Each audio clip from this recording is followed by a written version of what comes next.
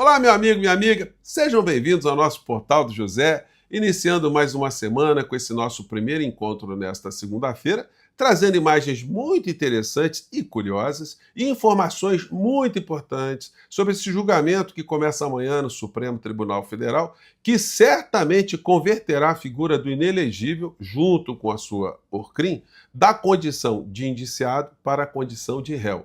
E isso está se dando no ambiente em que a extrema-direita está jogando muita desinformação e tentando fazer um sensacionalismo, pegar as pessoas pela emoção, mas existem situações aí que precisam ser reveladas, sobretudo o caráter da figura do inelegível, que está se apresentando como uma figura muito tristonha, muito comovida, mas na vida íntima ele acaba deixando algumas imagens contradizer esse sentimento que ele expõe para as pessoas para mobilizar tantas criaturas que já entraram pelo cano justamente pela sua falta de caráter e a sua covardia. Bom, vou conversar com vocês sobre o que está acontecendo, mas antes de mais nada, é sempre muito importante convidar você que está chegando agora ao nosso portal, ainda não é inscrito, para que você se inscreva aqui conosco e venha se somar aos mais de 1 milhão de amigos e amigas que já são inscritos e conectados aqui através do nosso Portal do José.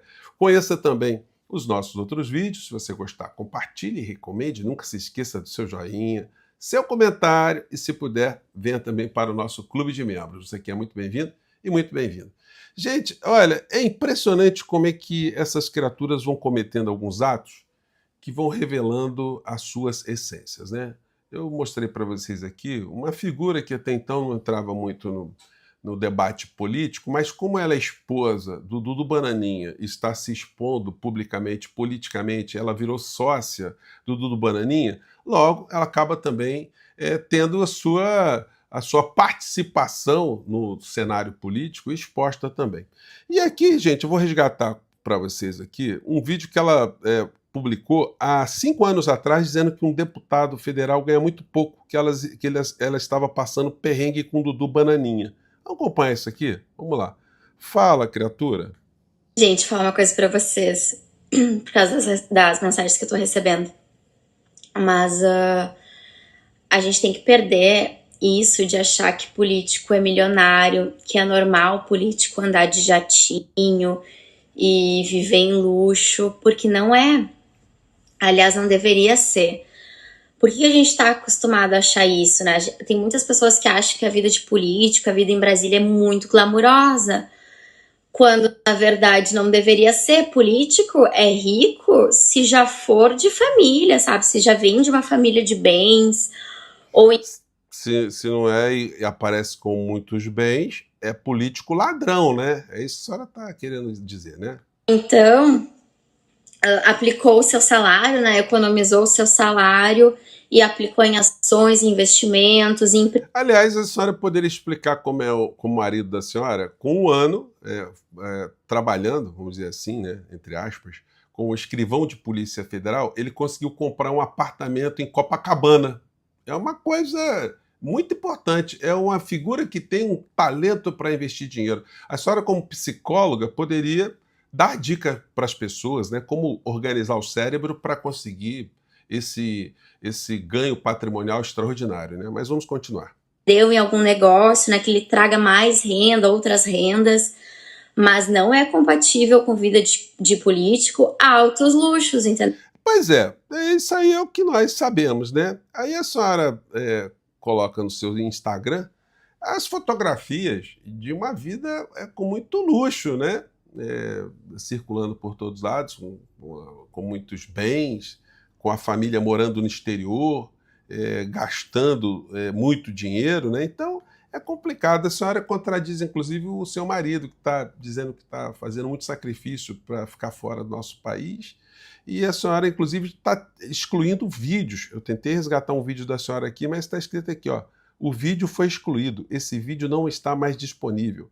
O título era: Esposa de Eduardo Bolsonaro revela detalhes do local onde estão exilados, entre aspas, nos Estados Unidos. Então, isso para a gente ver como é que é o caráter dessas criaturas, né?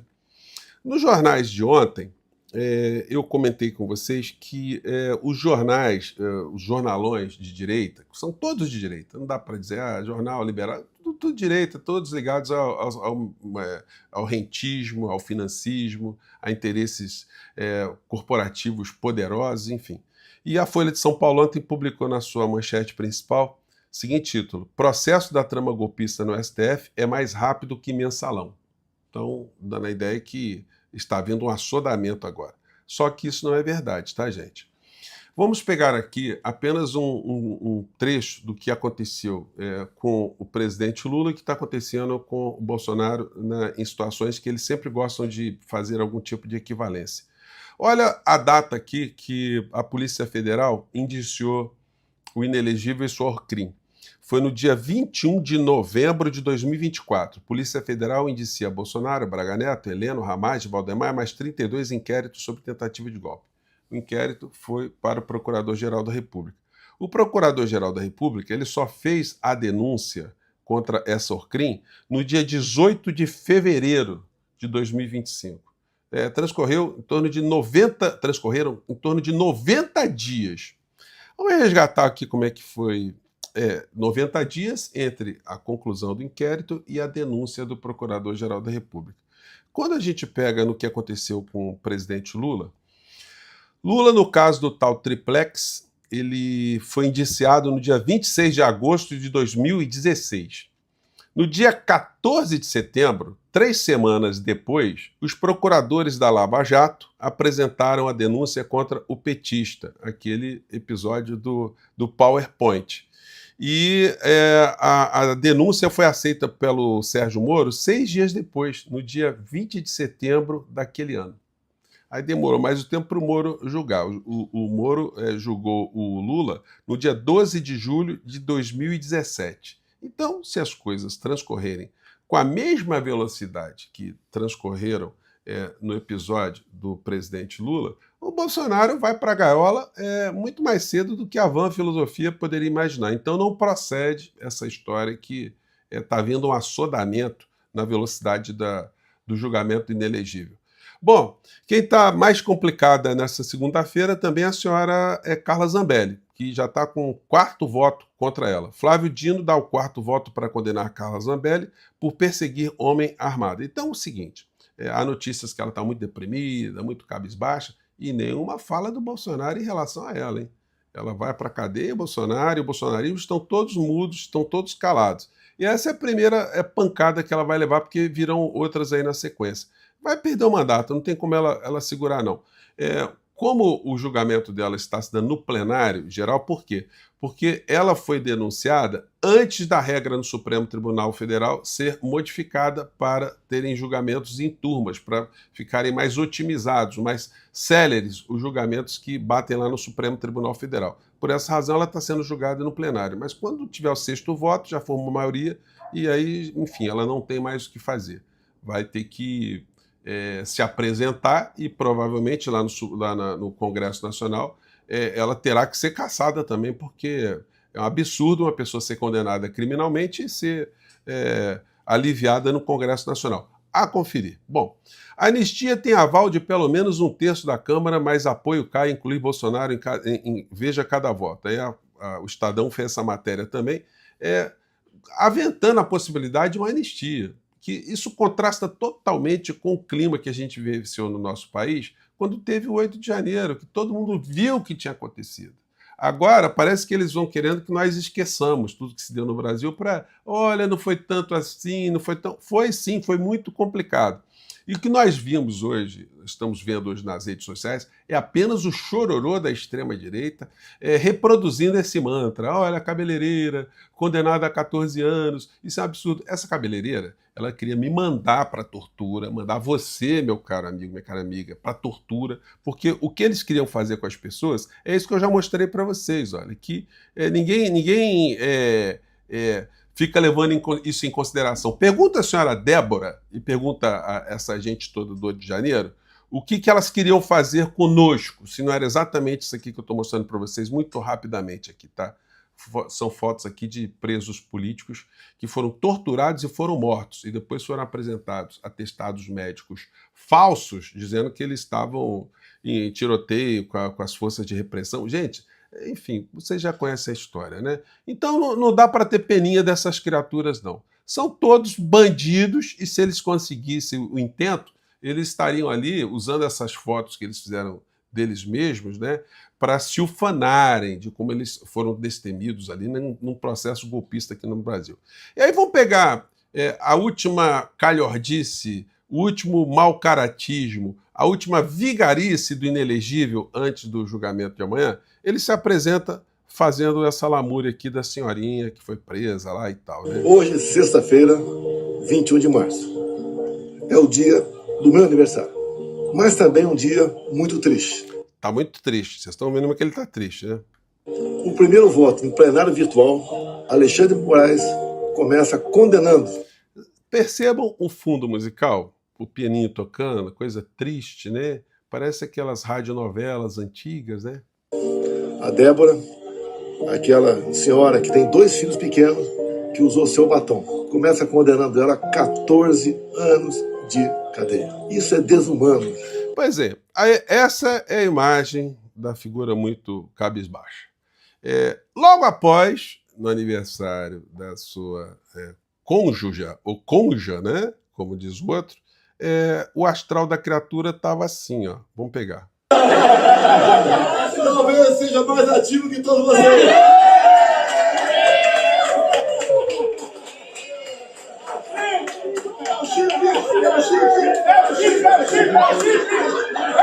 Ele tá cantando, falando uma coisa, ele parece que é chip, né? É chip, é chip. Ou é chifre, é chifre, é chifre, é... Não sei, não deu para pegar direito. Então vocês podem interpretar melhor aí.